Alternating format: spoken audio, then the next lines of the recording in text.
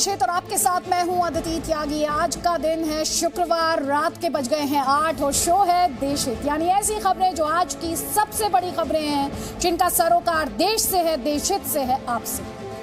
बिल्कुल। नमस्कार, मैं हूं राजीव ढोंडियाल और आज देश हित में हम बात करेंगे सबसे पहले कमरे में 150 करोड़। जी हाँ, 10 बाय 10 का कमरा और इस कमरे में 150 करोड़ रुपए मिलते हैं।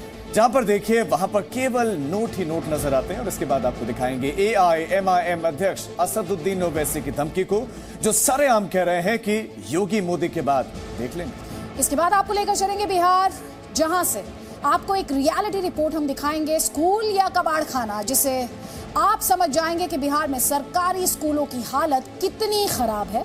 और आखिर में देश हित में आपको दिखाएंगे चुनाव पर बेअसर क्यों है ओमिक्रॉन, क्यों ओमिक्रॉन को रोकने के लिए तीसरी लहर नहीं आए, इसके लिए रैली और जनसभा पर रोक नहीं लगा दी जाती है, और क्यों सारी उम्मीदें हमसे, आपसे, आम लोगों से की जाती हैं और मान्यों से नहीं। लेकिन शुरुआत करेंगे 150 करोड़ की खबर के साथ।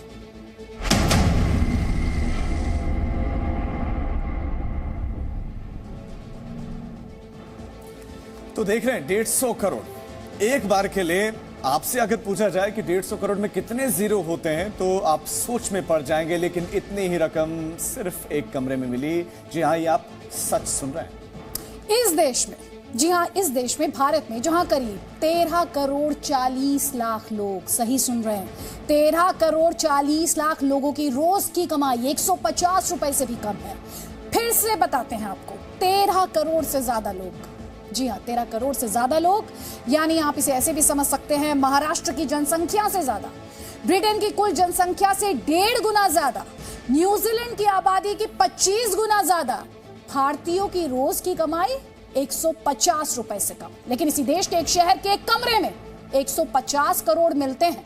और ये काला धन है जो टैक्स चोरी के जरिए जमा किया गया है। तो कुछ तस्वीरें आपको दिखाते हैं और ये तस्वीरें आप देखिए। यूपी में काले धन पर जो स्ट्राइक हुआ है, पहला गुटखा कारोबारी है, उनके यहां पर छापेमारी हुई है। इत्र कारोबारी के यहां पर छापेमारी हुई है और जहां कितना करोड़ होने का दावा है, 150 करोड़, 150 करोड़ रुपए होने का यहां पर दावा है। जीएसटी विभाग के छापे के बाद यह खुलासा हुआ है। नोट गिनने की मशीनें मंगाई गई, तकरीबन 15 मशीनें आई जिन्होंने नोट गिने, और शक क्या है, टैक्स चोरी का।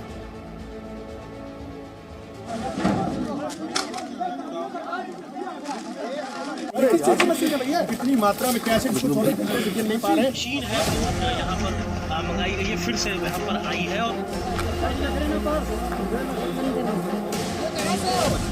यूपी में काले धन पर स्ट्राइक, छोटे कमरे में 150 करोड़ मिलने का दावा, चारों ओर सिर्फ नोट ही नोट।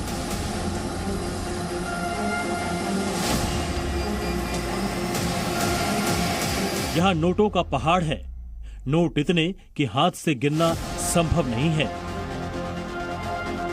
इसलिए नोट गिनने और जाली नोट पकड़ने की मशीन मंगाई गई है।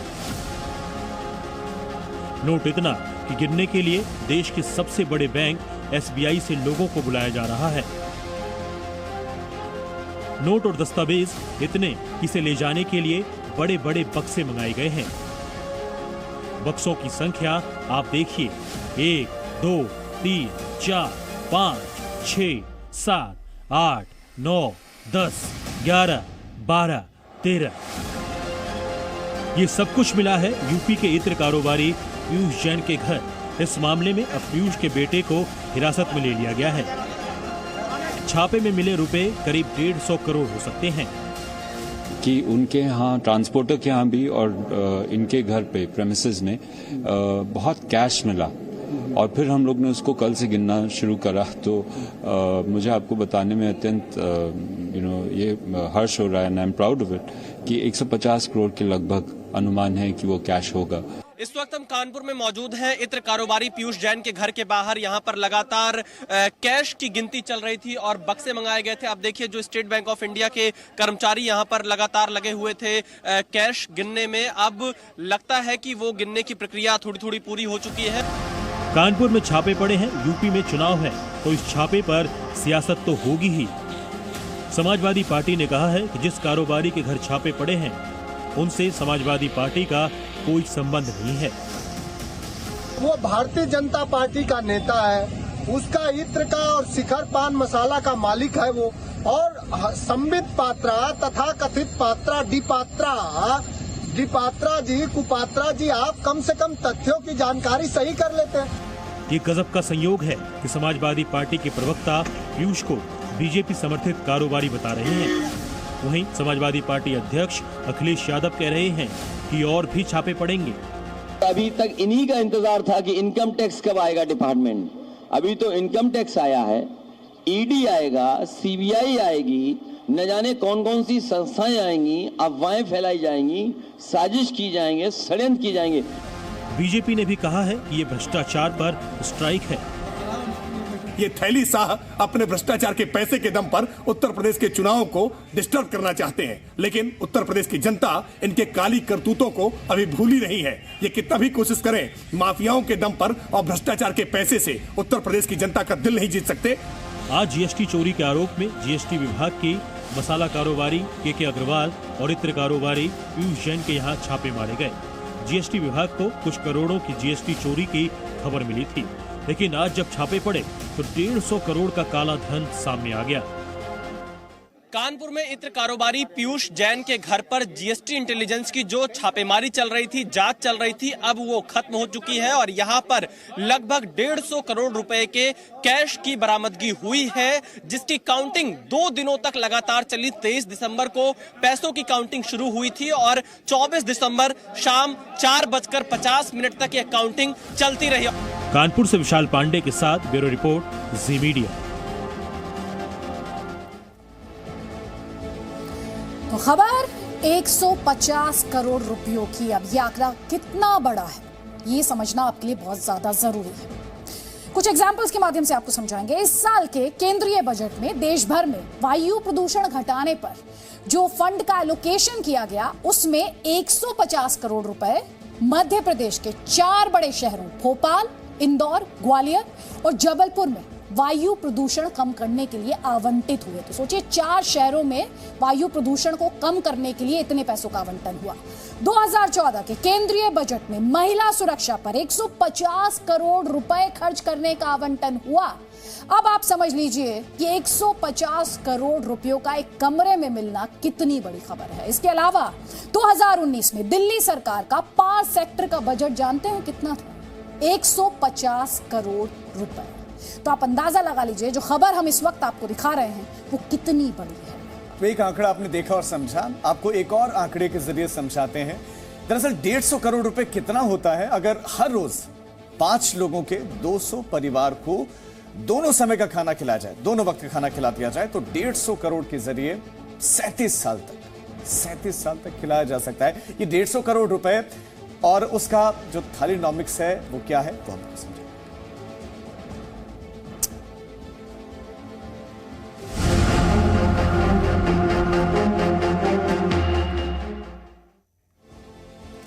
कहते हैं नेताओं की भाषा बदल जाती है जब चुनाव की हवा चलती है, लेकिन अब तो भाषा बदलती नहीं है बल्कि जहरीली होती है।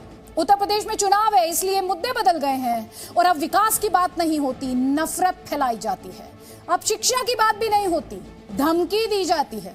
अब सुरक्षा की बात भी नहीं होती बल्कि ध्रुवीकरण का खेल खेला जाता है और अब स्वास्थ्य नहीं हिंदू मुसलमान हो रहा है। थोड़ा सा पीछे जाइए, याद कीजिए कोरोना की दूसरी लहर में स्वास्थ्य बड़ा मुद्दा था या फिर हिंदू मुसलमान, ये हम इतनी जल्दी कैसे भूल सकते हैं?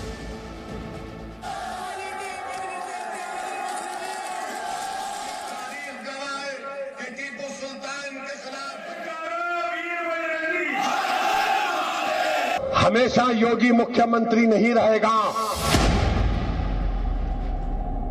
ध्रुवीकरण करके जीतेंगे चुनाव। हमेशा मोदी प्रधानमंत्री नहीं रहेगा। लोकतंत्र के महापर्व में धमकी वाले भाषण क्यों? और हम मुसलमान वक्त के एतबार से खामोश जरूर हैं, मगर याद रखो हम तुम्हारे जुल्म को भूलने वाले नहीं हैं। हार का डर, इसीलिए नफरती बोल। हालात बदलेंगे जब कौन बचाने आएगा तुमको। यूपी में चुनाव ऐलान होने में कुछ हफ्ते का समय बचा है, लेकिन मुद्दा अब विकास नहीं, नफरत, धमकी, ध्रुवीकरण, हिंदू मुसलमान बन चुका है। AIMIM चीफ असदुद्दीन ओवैसी ने कानपुर में एक जनसभा को संबोधित करते हुए यूपी पुलिस को धमकी भरे लहजे में चेतावनी दे दी। ये बेहद आपत्तिजनक है। 80 साल के बूढ़े से तुम ये हरकत करते हो।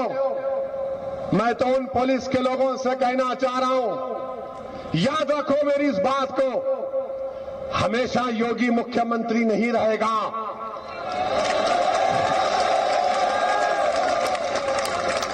हमेशा मोदी प्रधानमंत्री नहीं रहेगा। और हम मुसलमान वक्त के एतबार से खामोश जरूर हैं, मगर याद रखो हम तुम्हारे जुल्म को भूलने वाले नहीं हैं। हम तुम्हारे जुल्म को याद रखेंगे। अल्लाह अपनी ताकत के जरिए तुमको निस्तो नाबूद करेगा इंशाअल्लाह ताला। और हम याद रखेंगे, हालात बदलेंगे, जब कौन बचाने आएगा तुमको। बीजेपी ने ओवैसी के बयान पर पलटवार किया। जहरीली सोच को कुचलना हमें आता है और ये बात सही है कि आदरणीय प्रधानमंत्री नरेंद्र मोदी जी और यशस्वी मुख्यमंत्री योगी आदित्यनाथ जी पर पूरे देश की और उत्तर प्रदेश की जनता का आशीर्वाद है। यही बात असदुद्दीन ओवैसी को अखरती है। वहीं यूपी के उप मुख्यमंत्री केशव प्रसाद मौर्य ने बागपत में रैली करते हुए अखिलेश यादव पर हमला किया। अगर समाजवादी पार्टी की सरकार 2017 में वापस आ जाती तो जम्मू कश्मीर से जो आतंकवादी वहां आतंकवाद फैला रहे थे, अगर सपा की सरकार दोबारा आ जाती, आप बताइए मेरे भाई बहनों, तो जम्मू कश्मीर के आतंकवादी यूपी आ जाते कि नहीं आ जाते? ऐसा पहली बार नहीं हुआ है कि ओवैसी ने ऐसे भड़काऊ बयान दिए हों। ओवैसी, उनके भाई और उनकी पार्टी के नेता पहले भी काफी भड़काऊ बयान देते रहे हैं। कुछ मामले में तो कोर्ट के केस भी चल रहे हैं।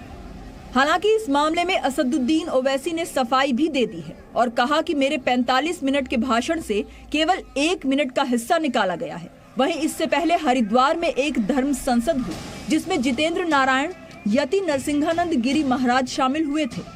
इस धर्म संसद में भड़काऊ भाषण के जरिए सांप्रदायिक सौहार्द बिगाड़ने की कोशिश का आरोप लगा है। इस मामले में हरिद्वार कोतवाली में धारा 153A IPC के तहत मुकदमा भी दर्ज हुआ है। विशाल पांडे के साथ ब्यूरो रिपोर्ट, जी मीडिया।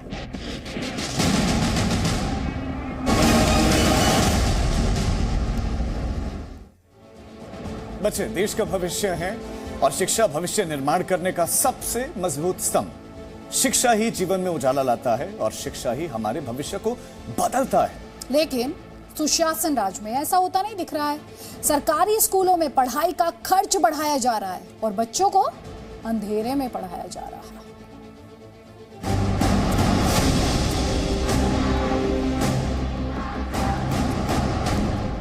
ये स्कूल है या कबाड़ खाना? सुशासन या अंधेरे में बच्चों का भविष्य?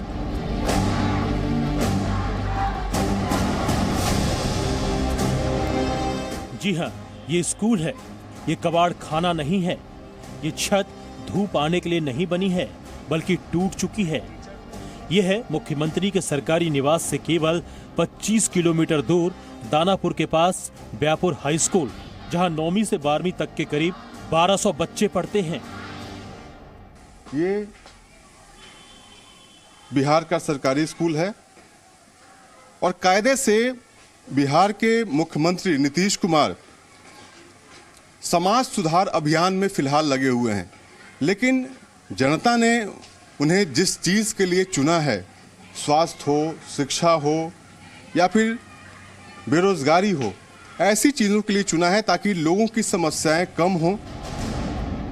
चलिए दूसरे कमरे में चलते हैं, जहां बच्चे अंधेरे में किसी प्रोजेक्ट पर काम नहीं कर रहे बल्कि स्कूल में बिजली ही नहीं है। इस क्लास में इतना अंधेरा है, घुप अंधेरा है कि हमें वीडियो बनाने के लिए भी लाइट जलानी पड़ रही है और इस अंधेरे में भी ये बच्चियां पढ़ रही हैं। पढ़ेगा इंडिया तो बढ़ेगा इंडिया पर ऐसे कैसे पढ़ेगा इंडिया? नहीं दिखता है, खिड़की गर्मी में खुला रहता है तो दिखता है, नहीं तो नहीं दिखता है। बेंच भी नहीं है, बेंच टूटा हुआ है सब। शिक्षक के सामने अपनी लाचारी है, उनके पास रटा रटाया जवाब है कि सारे अधिकारियों को स्कूल की बदहाली के बारे में मालूम है, लेकिन कुछ होता नहीं है। डीओ साहब आए थे, जायजा लेकर चले गए हैं, अभी उसके बाद कुछ पता नहीं चला क्या है नहीं। अब जरा शिक्षा मंत्री को सुनिए, ये तो लगातार विकास और खर्च का ही बखान कर रहे हैं। वो स्कूलों में हम लोग बल्कि उसको आधुनिक तरीके से भी सुसज्जित कर रहे हैं। बुनियादी सुविधाओं में जैसे पेयजल की व्यवस्था, शौचालय की व्यवस्था, ये सब तो हम लोग लगभग सभी उच्च और उच्च माध्यमिक विद्यालयों में हम लोग पूरा कर चुके हैं। मुख्यमंत्री नीतीश कुमार फिलहाल पूरे राज्य में समाज सुधार अभियान यात्रा पर निकले हुए हैं। बिहार में सरकारी स्कूलों में पढ़ाई 2.5 गुना महंगी हो गई है। राज्य में 9वीं और 11वीं के लिए नामांकन और परीक्षा के लिए शुल्क 2.5 गुना तक बढ़ा दिया गया है। लंबे समय के बाद इस शुल्क में इजाफा किया गया है, लेकिन शिक्षा के मंदिरों के हालात आपने खुद देख लिए। ये हाल तो राजधानी पटना के करीब का है। दूर दराज के सरकारी स्कूलों का आप अंदाजा खुद लगा सकते हैं। दानापुर से ब्रजेश मिश्रा, जी मीडिया।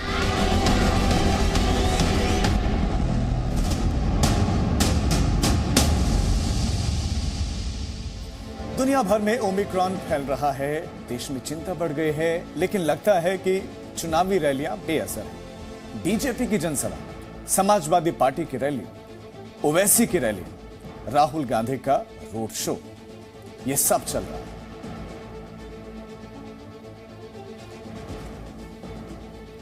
तो नेताओं की जो रैलियां हैं वो नेताओं की रैलियों का सिलसिला लगातार जारी है। हम आपका ध्यान इस ओर लाना चाहते हैं कि ओमिक्रॉन का खतरा लगातार बढ़ते हुए उसे तीसरी वेव को लेकर लगातार चिंताएं जताई जा रही हैं। और जैसा कि हम आपको बता रहे हैं कि एक तरफ ओमिक्रॉन की 3rd वेव को लेकर, देश में कोरोना की 3rd वेव को लेकर चिंताएं हैं, तो दूसरी तरफ जो तस्वीरें आप अपनी स्क्रीन पर देख रहे हैं, ये तस्वीरें किसी एक पार्टी विशेष की नहीं है। ये तस्वीरें हर पॉलिटिकल पार्टी की है जो इस समय सियासी मैदान में है, और कोई भी पार्टी इस मामले में, कम से कम इन जनसमूह के मामले में, जनसभाओं के मामले में, इस भीड़ के मामले में पल्ला नहीं झाड़ सकती है।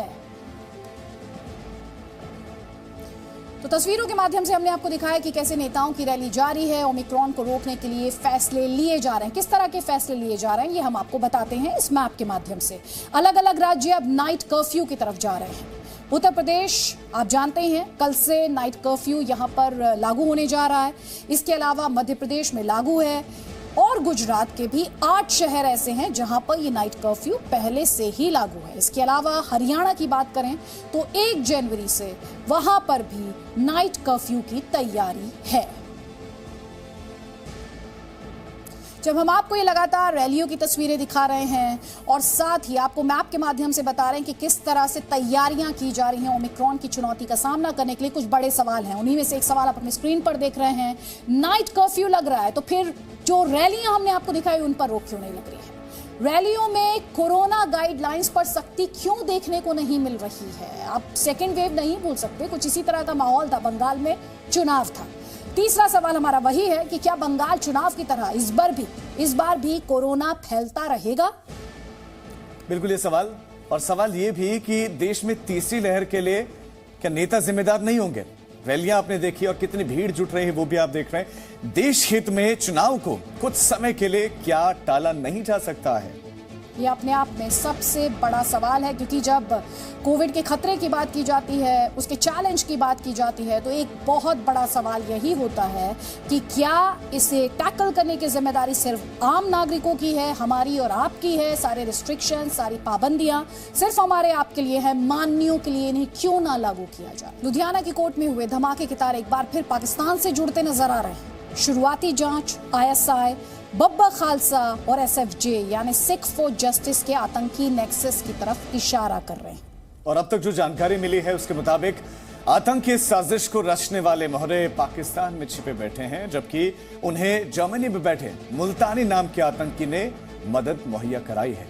और इस साजिश का सीधा मकसद है पंजाब को सुलगाना। पंजाब में एक के बाद एक साजिशों का सिलसिला शुरू हुआ है तो सुरक्षा एजेंसियां अलर्ट हैं। दिल्ली में इंटरनल सिक्योरिटी पर होम मिनिस्ट्री की हाई लेवल मीटिंग हुई।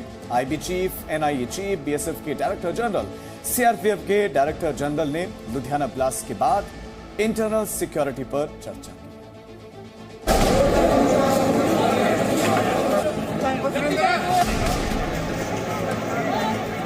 पंजाब में धमाका, विस्फोटक खुलासा।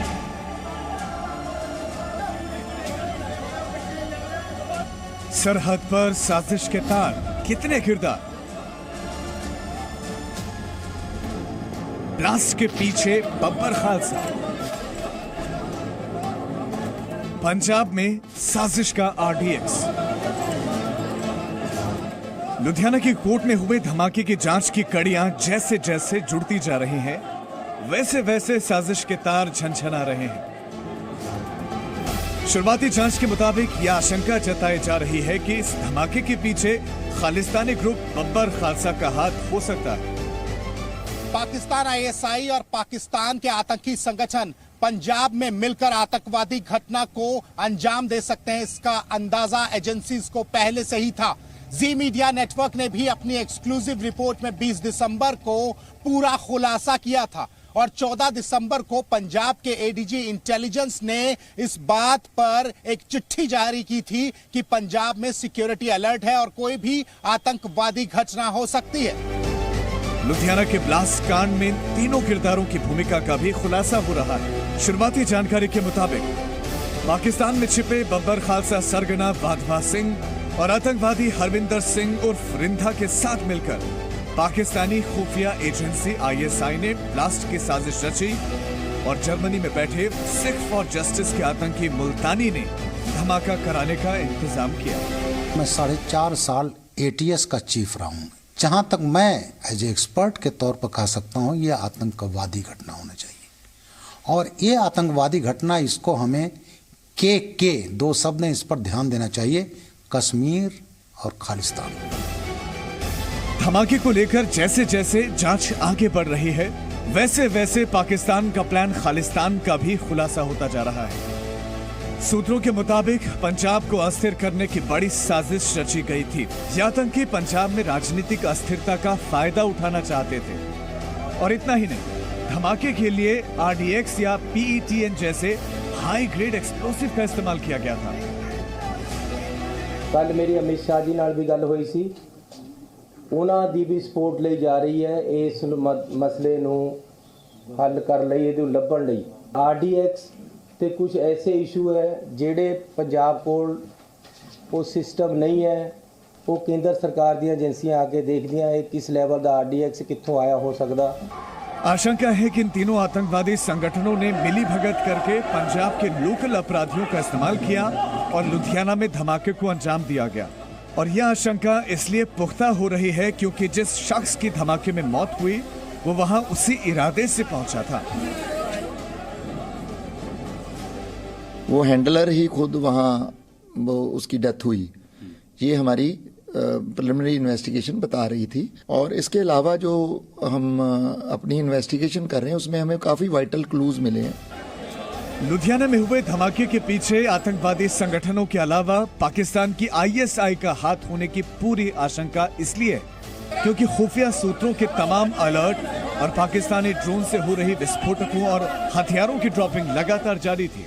तो वहीं दूसरी ओर खुफिया एजेंसियों को लुधियाना हमले जैसी आतंकवादी घटना की आशंका पहले से थी और पंजाब की चन्नी सरकार को बार बार सिक्योरिटी अलर्ट भी भेजा जा रहा था। हालांकि पंजाब के मुख्यमंत्री का कहना है कि वो पूरी तरह से सतर्क हैं। कोई ऐसा नहीं बात है, हम अपनी तरफ से पूरे सतर्क हैं और हर तरीके से सतर्की से काम कर रहे हैं। लुधियाना में हुआ धमाका सिक्योरिटी में चूक का नतीजा है। पंजाब पुलिस भी इस बात को मान रही है कि इसीलिए लुधियाना कोर्ट की सुरक्षा सख्त कर दी गई है। रॉबिंदर सिंह रॉबिन के साथ अमित भारद्वाज, जी मीडिया, लुधियाना। तो एक तरफ पाकिस्तान की साजिश नहीं थमती और दूसरी तरफ उसकी कंगाली भी किसी से छिपी नहीं है। पाकिस्तान की अर्थव्यवस्था गर्त में जा रही है और दूसरी ओर कोरोना महामारी ने पाकिस्तान की हालत और खस्ता की है। इमरान के नए पाकिस्तान के दावे कितने खोखले हैं, इसका खुलासा अब पाकिस्तान की लोक लेखा समिति की ऑडिट रिपोर्ट में हुआ है। इस रिपोर्ट के मुताबिक पाकिस्तान की इमरान खान सरकार महामारी राहत पैकेज देने में नाकाम रही है और अब तक वादों का सिर्फ 37% ही लोगों को दिया जा सका है।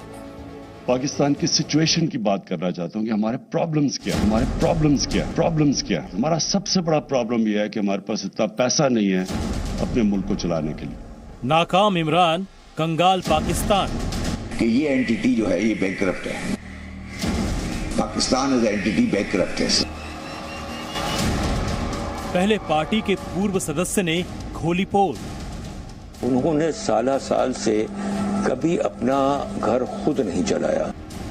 फिर पाकिस्तान फेडरल बोर्ड रेवेन्यू के पूर्व चेयरमैन शब्बर जैदी ने बताया सच। In my view, the country is at the moment bankrupt. अब ऑडिट रिपोर्ट में बेनकाब इमरान। पाकिस्तान का हाल ठन गोपाल। पाकिस्तान की अर्थव्यवस्था दिन ब दिन बद से बदतर होती जा रही है।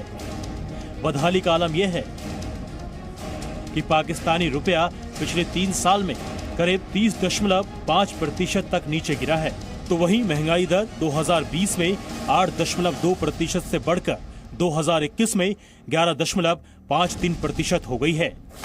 जो विकास दर वर्ष 2018 में 5.8% थी, वो 2020 में 0.53% रही।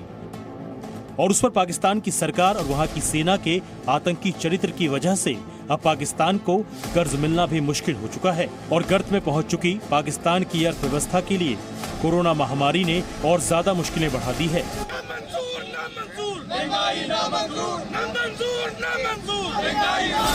इमरान सरकार अपने ही वादे को पूरे करने में नाकाम साबित हो रही है। इमरान खान की सरकार रहना नहीं चाहता।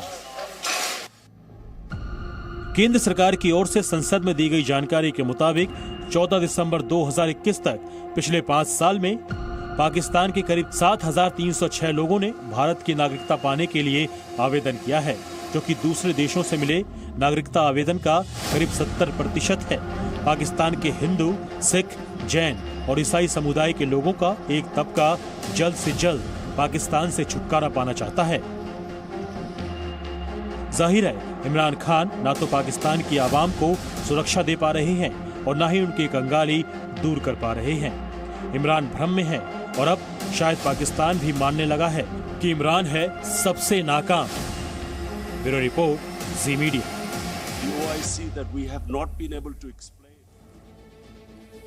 तो इमरान खान नियाजी हर मोर्चे पर फेल हो रहे हैं।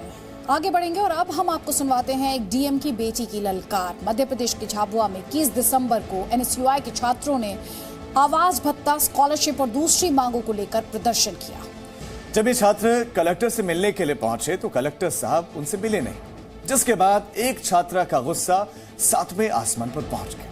बीए फर्स्ट ईयर में पढ़ने वाला निर्मला चौहान ने गुस्से में कहा कि अगर कलेक्टर साहब आप हमारी मांगे पूरी नहीं कर सकते तो हमें ही कलेक्टर बना दीजिए। आप भी सुने इस बेटी ने कैसे ललकारा। नहीं तो सर हमको कलेक्टर बना दो, हम बनने के लिए तैयार है, सबकी मांगे पूरी कर देंगे सर। आपको नहीं, आप कर नहीं पाते तो किसके लिए बनी है सरकार? जैसे कि हम भीख मांगने के लिए आए हैं, हमारे गरीब के लिए तो कुछ व्यवस्था करो सर। हम इतने दूर से आते हैं, आदिवासी लोग, पैसे कितने किराया दे के आते हैं। कहते हैं स्वाद बड़ी चीज है और आजकल इंडिया की जुबान पर बिरयानी का स्वाद है। कोरोना काल में जब हर जगह ताला लगा था तो घर बैठे आप तक फूड चेन एप्स ने आपका पसंदीदा खाना पहुंचाया। अब एक फूड चेन की रिपोर्ट के मुताबिक साल 2021 में सबसे ज्यादा डिलीवर क्या हुआ? बिरयानी डिलीवर हुई, तो वहीं देश का फेवरेट स्नैक रहा समोसा।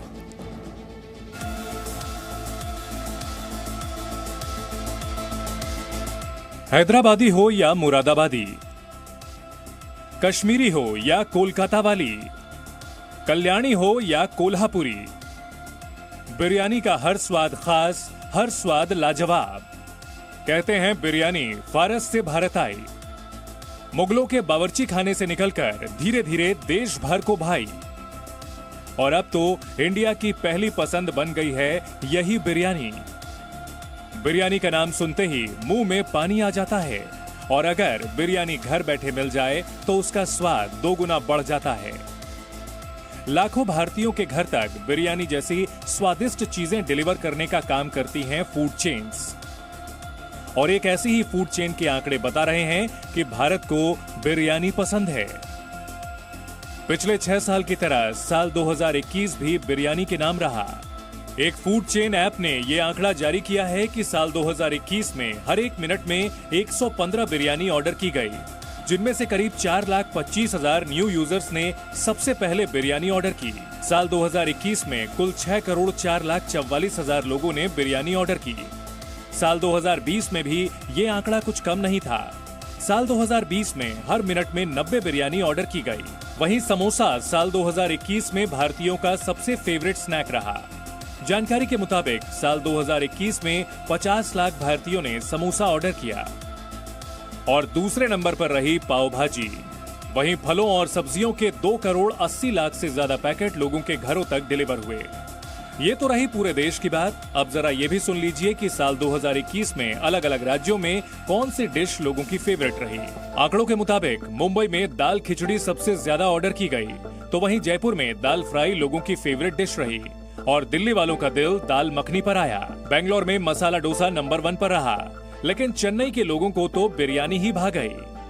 जीभ के स्वाद के साथ साथ साल 2021 में लोगों का हेल्दी फूड की ओर झुकाव भी ज्यादा रहा। रिसर्च के मुताबिक हेल्दी खाने की डिलीवरी में 200% तक की बढ़ोतरी हुई, और इस रेस में सबसे आगे रहा बेंगलुरु। बात खाने की हो रही है तो डिजर्ट कैसे पीछे रह सकता है, लेकिन साल 2021 का फेवरेट डिजर्ट आइसक्रीम या ब्राउनी नहीं बल्कि गुलाब जामुन है। 2021 में करीब 21 लाख लोगों ने गुलाब जामुन ऑर्डर किया, और 12,70,000 ऑर्डर के साथ रसमलाई दूसरे नंबर पर रही। ब्यूरो रिपोर्ट, जी मीडिया। इतने सारे फूड आइटम्स देखकर आप में से कई लोग ऐसे होंगे जिनका मन अभी बिरयानी खाने का कर रहा होगा।